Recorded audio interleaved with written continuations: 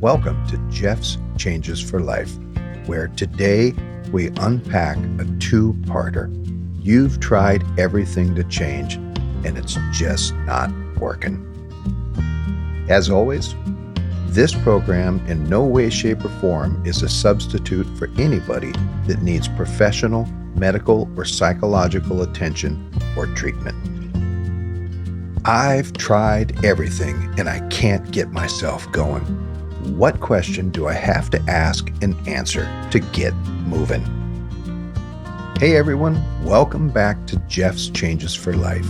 If you've ever felt like you've tried every trick in the book, every motivational quote, every hack, every routine, and still can't get yourself moving, this is the video for you.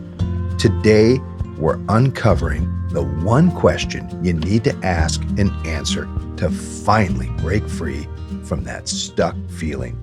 Let's dive in. You know that feeling when you've read all the self-help books, watched all the motivational videos, and you're still not taking action? It's frustrating, right? It's like you're drowning in information but can't seem to find the right spark. This happens because sometimes we're overloaded with external advice, but missing a crucial piece, a personal, powerful reason to start in the first place. So what's the one question that can turn everything around? It's this: what is the deeper reason I want to make this change? Why does this question matter so much? Because motivation has to be anchored in something deeply personal, an emotionally charged reason that cuts through all of the surface level excuses and distractions. Once you find that core why, it's like flipping a switch inside of you. So let's break down how to answer that question. Okay, so we know the question, but how do we actually answer it? Here's my process. Number one, dig for emotional depth. Ask yourself, why do I really want this? Not once, but multiple times. Each answer peels back another layer until you reach the raw truth. Maybe it's about proving something to yourself or setting a better example for your kids. Number two, identify tangible outcomes. Once you have the deep reason, translate it into specific goals. Instead of just saying, I want to be healthier, say, I want to run a 5K in under 30 minutes. Make it real and measurable. Number three, address underlying fears. A lot of times it's fear of failure, fear of judgment that keeps us stuck. Recognize these fears and plan small steps to face them head on. Number four, find accountability. Share your deeper why with someone you trust. Post it on the fridge. Use a habit tracking app. Accountability makes it harder to quit when the going gets tough. So let me give you a personal example with somebody that I worked with. A few years ago, they were stuck. They tried everything, morning routines, motivational seminars, you name it, nothing stuck. Then I asked them, what's the deeper reason that you want to make this change? And they realized it wasn't about looking good or impressing others. They wanted to prove to themselves that they could follow through. They were tired of feeling like they were letting themselves down. Now that was the emotional spark that they needed. In another case, a friend of mine went through the same process. She discovered her real reason for losing weight wasn't just about a number on the scale. It was to be healthy enough to play with her kids without getting exhausted. That's what pushed her to keep going, even when she wanted to quit. So as always with Jeff's Changes for Life, we have to be practical. We have to be black and white. So let's talk about some exercises to get you unstuck. Now, how do you apply this to your own life? Try these exercises. Number one, the 5 ways method. Write down your goal and ask why 5 times. By the fifth why, you'll often uncover a powerful emotional driver. Number 2, create a vision board or a mind map. Create a visual representation of what achieving your goal looks like. Put pictures, words, anything that connects you to a deeper reason. Number 3, daily reflection. Spend 5 minutes each morning revisiting your why, and then write down one action step for the day that aligns with it. So after we've determined that step, we now have to overcome the obstacles and self-sabotage. Even with a clear why, obstacles will pop up. Let's tackle a few common ones. I don't have enough time. Try micro habits. Even 10 minutes a day adds up over time. I'm not good enough. Recognize that everyone starts somewhere. Skills can be learned and confidence grows with action. It's too late. As long as you're breathing, it's never too late to make change. Small steps compound into big results. So I can't conclude part 1 without your call to action. So there you have it. If you're feeling stuck, even after trying everything, take a step back and ask yourself, what's the deeper reason I want to make this change? Then dig deep and find the emotional driver that can power you through challenges. Welcome to part 2 of I've tried everything and I still can't change. So we've clearly identified that deeper motivation is an absolute. We have to determine what that reason is. But there's also a second step that is vital. We need to understand the truth about discipline and motivation. Today, we're talking about something that's often misunderstood: motivation versus discipline. You probably heard people say, I just can't stay motivated. But what if I told you motivation isn't the complete key to real lasting success? So I think it's important to talk about why discipline outperforms motivation every time and give you practical steps to build that discipline muscle. Motivation is often described as a driving force behind achieving your goals. It's that spark of excitement you feel when you decide to start a new workout routine or launch a business. But the truth is, motivation can disappear as quickly as it shows up. We rely on motivation to stay consistent, but motivation is an emotion. It's not stable. So we need to take things one step further once we find that reason to get you out of the I'm stuck, it's not working, and get you going. If you only take action when you feel motivated, you'll be stuck in a cycle of starting and stopping. And that's why so many people never see real progress. So I have to explain, the people that make the changes they want are the people that do the things that need to be done even when they don't want to do it.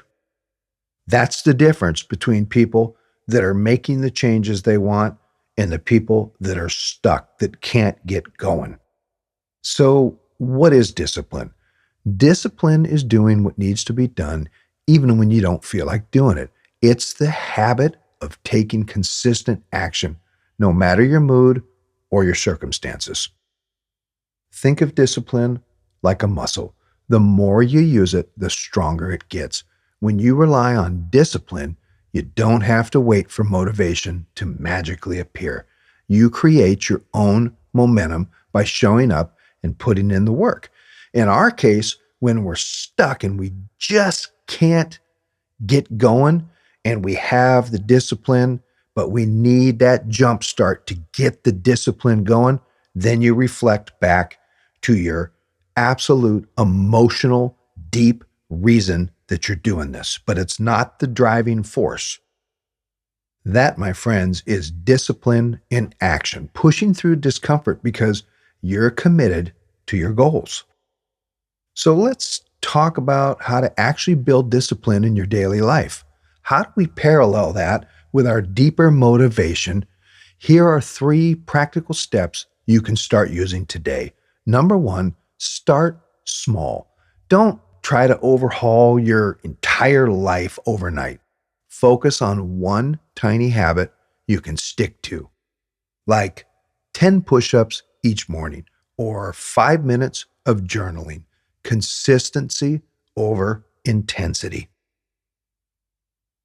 Number 2, it's important to create systems and routines. Set a specific time and place for your habit. For instance, if you want to read more, schedule 15 minutes right after breakfast. Removing guesswork helps discipline become automatic. As I explained in previous episodes, our brain loves patterns. So in a lot of cases, it works against us when we're trying to change. But in this case, we're going to flip the script on our brain and use it to our advantage. By creating the strictly monitored pattern, it removes the guesswork and helps discipline become automatic. Discipline often means pushing through moments of discomfort, but remember, growth usually happens when we step out of our comfort zone. Remind yourself that the short-term discomfort is worth the long-term gain. Now, I'm not saying motivation is useless. It can be a great spark to get you started. Watching an inspiring video or listening to a powerful speech can pump you up. But think of motivation as a supplement, not your main fuel. When your excitement fades, and it will, discipline steps in to keep you on track. It's the difference between a quick sprint and a marathon. You need bursts of motivation here and there, but it's discipline that carries you across the finish line. So looking back on, I've tried everything and I still can't change. Let's address some of the common pitfalls that derail people when trying to build discipline. Number 1, waiting for the perfect conditions. Let's be honest, life is messy. Waiting for everything to line up perfectly means you'll never start. Do what you can where you are with what you have. Number 2, the all or nothing mindset. Missing one workout or cheat mealing once doesn't mean you should quit entirely. Forgive yourself. We've talked about self-forgiveness. Learn from it and keep going. And just as a caveat, as a personal trainer for years, which I did, a cheat day is incredibly valuable because your body, if it is in a very low-fat diet and a 3,500 calorie caloric deficit, it looks for that cheat day to say, hey, everything's okay, I'm not starving. So we don't need to jump all over ourselves. In fact, we can plan a cheat day in there. And you know what the great part is that isn't so great? You'll feel like garbage if you eat like you used to. So it'll be a great teacher right on the spot. So the third thing is overcomplicating your plan. At times we create these elaborate plans that are impossible to maintain. Keep it simple and sustainable so discipline becomes a habit, not a burden. So how can you put it into action right away? Here's a few quick challenges. Number 1, the 1-day challenge. Pick one small habit that you've been wanting to start. Maybe it's a 10-minute walk or writing a gratitude journal. Do it every day this week. No excuses. Number 2, track your progress. Use a habit tracker or a simple checklist. Seeing that streak grow is incredibly motivating and reinforces your discipline. So as I've mentioned, there's no such thing as failure. So number 3 is to reflect and adjust. At the end of the week, ask yourself what worked and what didn't. Make small tweaks to keep moving forward. I've got news for you. You can do this. If you remember one thing from this video, let it be this: motivation is temporary, but discipline is forever. Motivation is that spark, that deep feeling to get you going, get you out of that hole where you can't get started. When you rely on discipline, you create consistent habits that push you closer to your goals, no matter how you're feeling on any given day. If you found this video helpful, go ahead and give me a thumbs up.